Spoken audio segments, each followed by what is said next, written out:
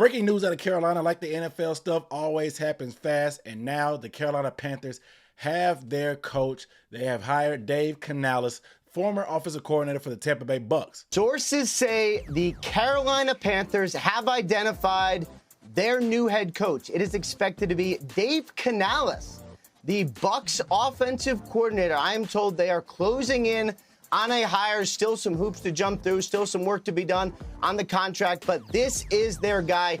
No doubt a surprise, a dark horse candidate. Now, Dave Canales is a more under-the-radar name that a lot of us really hadn't heard of until lately. This is his first year as the offensive coordinator with the Tampa Bay Bucs, but he also spent some time in Seattle as the passing game coordinator and tight ends coach, working with Russell Wilson and, of course, Geno Smith. Even after all the hype and rumors about Ben Johnson, Jim Harbaugh, even Bill Belichick, the Panthers have settled on Dave Canales. After the Dan Morgan hire of general manager, things really started to pick up steam for Canales because of their background with time they spent together in Seattle. One thing led to another, and now the 42-year-old is officially the head coach. The team has not announced it yet, but it will be coming in the next few days. The sentiments around the league seem to be pretty positive about this guy. Everybody says he's a good guy. He brings a lot of juice. He's a very good teacher and explainer of what he wants to do. He's very encouraging and positive, and players really want to gravitate and do things for him just because he believes in them so much, and he's also so positive about things despite some of the up and downs of being an NFL coach and just the grind of playing in the NFL. Let's look at some of these sentiments that have come out from the media since the hiring went down. Mike Kay of the Charlotte Observer said he spoke with the NFL position coach who's familiar with Dave Canales' coaching style. He said Dave Canales is an excellent play caller. He brings a lot of energy to the meetings with players. He's very, very positive. He's an uplifting kind of guy. He's an easy guy to get along with and an easy guy to talk to, easy guy to play for. He's very sophisticated with his screen packages, his play action passes, marrying the run game, pass game, one of the best young minds. I cannot believe he just called plays for 1 year with the product that he put out in Tampa. It's very impressive. This guy, sky's the limit. He's the right type of guy to go through a rebuild with if that's the case because of his optimistic attitude and his work ethic. Another media name that's in the draft space is Jordan Reed that works for ESPN, and he said he had a run-in with Dave Canales, and he had a story to tell. It went like this. So one of my favorite on-the-road stories is meeting Dave Canales at the Liberty Pro Day with Malik Willis. Before the throwing session starts, he's in a side room from the indoor field discussing which pre-snap stance that he prefers for QBs. He went on and on for about 30 plus minutes about it and explaining each in great detail. I'm not surprised to see how much he's helped Geno and Baker in their careers. The ultimate teacher, and I'm excited to see what he can do for Bryce Young. So positive sentiments, and the thing that kind of makes me feel a little bit better is from all intents and purposes, it sounds like Ejiro Evero will probably be sticking around. There's only a few coaching vacancies left. He was finalist for the Seahawks, but it seems like they may be leaning for Dan Quinn. So we get an experienced defensive coordinator that's been here. A lot of the parts on that side of the ball may stick around. We were competitive, maybe with some help and a little bit of, some help, a little bit of personnel added on. We'll be able to take another step up and really help be a safety net for the transition to a new regime. But like I said, despite them flirting and talking to all these big name guys and some of the hotter names on the market, them ending up selling on Canales really sends a specific message, I would say, to what they feel about things going on. So in this video today, we're going to talk about what exactly this means for the Carolina Panthers and the team going forward. We got all that and more, and we're starting right now.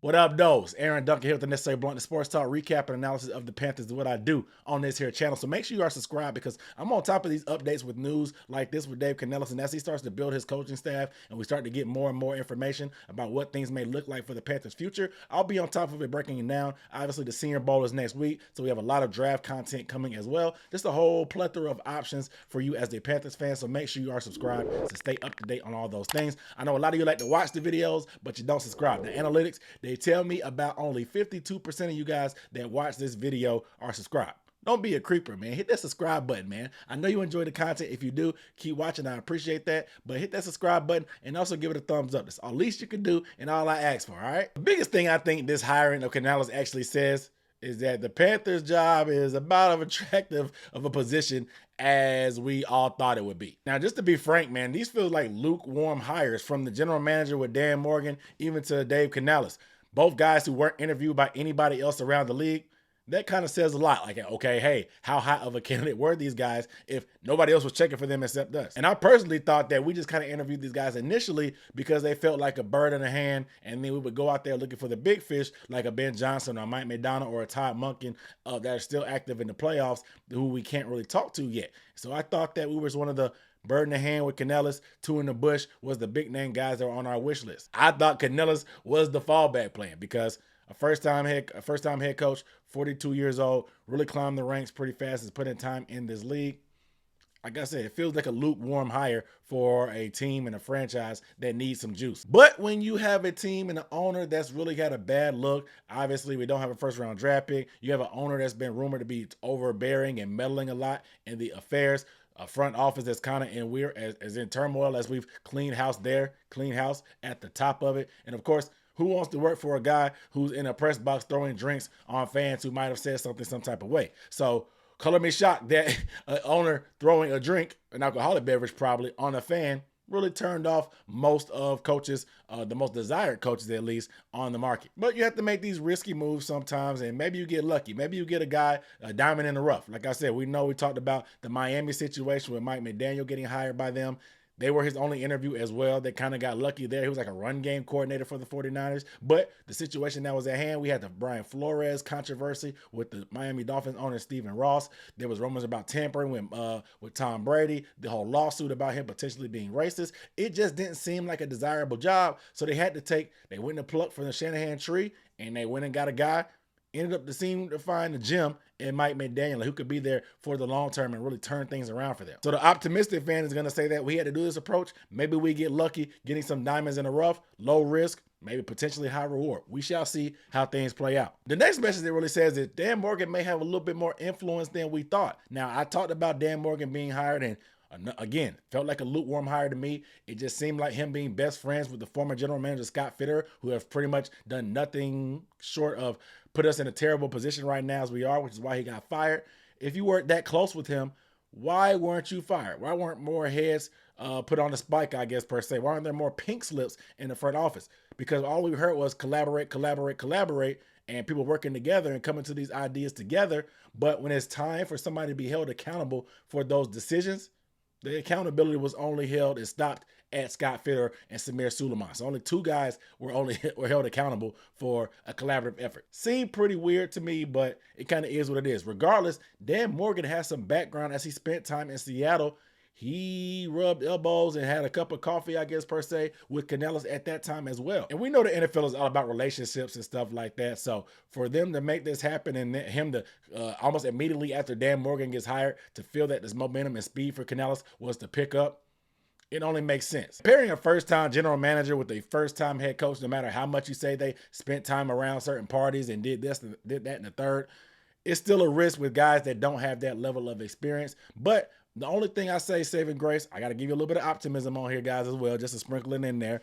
No matter how you feel, at least these guys are on the same page. It's not playing that do-si-do hopscotch of hiring the coach, firing the GM, hiring the coach, back and forth that we've been stuck on. We finally jumped off that carousel for the first time in 20 years. We have guys that know each other from before, aren't just being thrown into a room and say, hey, figure it out. These are guys that want to be together, want to work together, and hopefully they have the right plan. As long as they're on the same page, I'm good with that. I'm willing to give them a chance. Now, whether that plan that they have is right or wrong, that's to be told. And that's where the inexperience can make you scratch your head and wonder if whatever plan they do come up with that they're on the same page about is going to be good or not. But one thing that hiring really did tell me is that Bryce Young still is and will be the priority moving forward. Now, we know David Tepper's mind was to always try to pair him with a young offensive mind. Many of us thought it was Ben Johnson. We thought potentially it could be Bobby Slowick, who was with the Texans, who probably scouted Bryce Young coming out as well. And we thought he could do some things with Bryce Young like he did with C.J. Stroud with the Houston Texans as they turned their season around and made a playoff run. But he still ended up getting a guy that fit that bill, a 42-year-old guy that's come up the ranks. They've only been calling plays for 1 year as an offensive coordinator, but these feel like you have the bones, the DNA, and the potential to really turn into something special. You pair him with your young quarterback, and hopefully they can speak the same language. You don't have a outdated old head like Frank Wright trying to speak a language of a young, unorthodox quarterback and ends up trying to have some dinosaur football concepts with a guy that's probably not going to fit into any of those boxes. It seemed like it didn't work anyway, but you pair a younger guy with a guy like Bryce Young. You talk about him being positive and stuff like that. Bryce Young seems to be a very positive guy. He went through some struggles this year, but obviously we know he talks about being grateful and talking about his teammates, and he's always great in the media, and he seems to be an easy-go-lucky and positive person himself.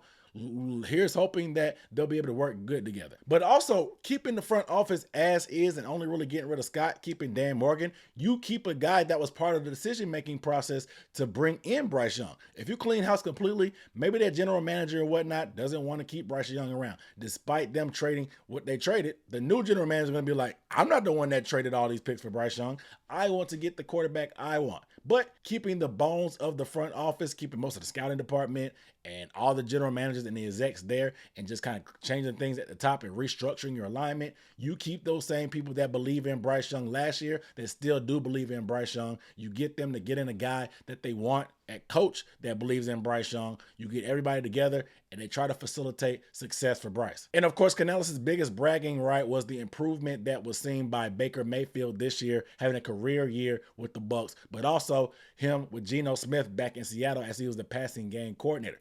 Both guys passed for over 4,000 yards, and if it wasn't for Damar Hamlin, both would probably be candidates and winners of the comeback player of the year. Geno Smith did it himself, but I think Damar Hamlin pretty much has it a lock up this year, but Baker Mayfield would be a top finalist for that award, and Canales has been a part of that and had his hand in that, so that's his calling card on his resume. You would hope that he's able to do that for Bryce Young, a quarterback that only threw for 11 touchdown passes last year and needs somebody that's going to boost some confidence and some positivity into him and somebody that he can really get down with and hope that believes in him that can bring the best out of him. You saw that last year with Mike McDaniel when they brought him in. The first thing you saw was him on the phone with Tua. Despite Tua having all the rumors and issues about him potentially should have to retire, how the Dolphins should move on from him, how Brian Flores, the previous coach, really didn't like him. Sounds like some similar parallels to what's going on in Carolina. Mike McDaniel really trusted into it. He was on the phone with him, telling him, hey, we're going to get you good. We're going to get you right. They put in a great system for him that leaned into his strengths, throwing with anticipation, putting a lot of speed around him. Here's hoping that Canales can do the same thing for Bryce and hopefully have that same touch that he had with the other quarterbacks here. But all right, all that aside, how should fans really feel about this hire? I'm going to be honest with you. You can feel how you want to, because I'm not going to lie. I'm going to give Canales a chance because he's new. He's here. I'm going to watch the team. I didn't really hate the hire. Didn't really love it either, but I have no reason to dislike him. I'm going to give him a chance. But if you're lying to yourself, if you can't admit these were lukewarm hires, like I said, they're just, they're not going to make you mad, but they're not going to make you do backflips or jump over joy. Nothing to get super excited about. And to be honest, getting big name hires wasn't going to be what we needed anyway. We clearly saw that putting an all-star coaching staff together is not the way it works either. But having somebody with a little bit more of established resume and positivity around him would have gave something for fans to really, really believe in. And Lord knows this fan base needs something to believe in. I can't even knock the skeptics for not really wanting to jump on board and wanting to go yelling on the mountain that Canales is their quarterback and they're in love with them, because look, the situation and circumstances are completely different. Yes, he did positive things with Geno and Baker Mayfield, but with Geno Smith, DK Metcalf and Tyler Lockett aren't walking through 800 Mint Street in Tampa Bay. Mike Evans and Chris Godwin aren't walking through 800 Mint Street. So we have to see if this guy can do things without personnel, because we don't have the personnel they have. We're going to improve the roster, but we're definitely going to have a talent gap from some of the guys that he worked with to where he is now. And although he did good things with Baker Mayfield's numbers, the Bucs numbers overall weren't that great. They had the 20th ranked total offense, 23rd yards per game, 20th in yards per play, 14th passing net yards per attempt, 16th in scoring percentage, and 32 in rushing and 32 rushing yards per attempt. Very, very bottom of the barrel numbers, and with that kind of talent and you do that bad, it seems tough. We saw it firsthand when we were able to keep them out of the end zone in the final game of the season, and we pretty much, besides a few big plays for Mike Evans in the earlier part of the season, we pretty much did work to their offense overall, and it really left a lot to be desired. So there is a level of skepticism. You got to be real with yourself and allow the skeptics to feel how they want to feel, because it's not them just boo-hooing like they usually do. These are legitimate concerns that they're going to have to be quelled by Dave Canales. And I really don't know how you could point the finger at somebody for being skeptical and being mad at them for it when we have an owner that has a track record for literally messing things up. It almost seems more far-fetched for you to be positive about something that happens from this team than to be negative. So I don't understand why people are getting so pissed off at the people that are skeptical and being negative about what's going on, because it does seem like an underwhelming hire at times. But if you want to be optimistic, that's fine as well. Like, that's literally all we have. All we can do is hope. It takes a little bit of it. Well, it takes a lot of bit of delusion to be a Panthers fan, to continue to watch this team week in and week out, to believe that things are going to change. That's kind of just part of keep pounding. You keep pounding no matter what. You keep your head down, keep putting in the work, keep hoping things are going to turn around. That's really literally all we can do is be positive. And you don't have to go around begging fans to try to give them a shot. Just let them do whatever. They're going to get a shot. Whether the fans like them or not, they're going to get a shot. They're going to get a shot. They just have to make sure they make the shot that they do and make things happen. I don't think anybody's expecting microwave success, but we've been preaching patience and rebuild since David Tepper has owned this team. There's time for things to turn around, especially after we see guys like the Colts and the Texans hire their coach, and in their first year, they're competing for potential playoff spots down the stretch. It's time that we shake a little bit of trees as well and let them know that what we've been seeing lately is not to be tolerated. But at the same time, there is a level of patience and grace that you have to give to the guys at the helm. As I've always been telling you, give this smoke to David Tepper. The guys that are just put in place by him, they're just byproduct of the system and what happens to them. Unfortunately, they get caught in a line of fire, but it is what it is. You guys let me know down below in the comments how you feel about the hire of Dave Canales. Do you think that you're impressed? You're happy about it? Do you like the things that you heard about him? Are you happy, sad, glad, whatever? Let me know how you feel down below. Without further ado, I'm Aaron Duncan signing off with the necessary Banter Sports Talk. I'll see you next time. Peace.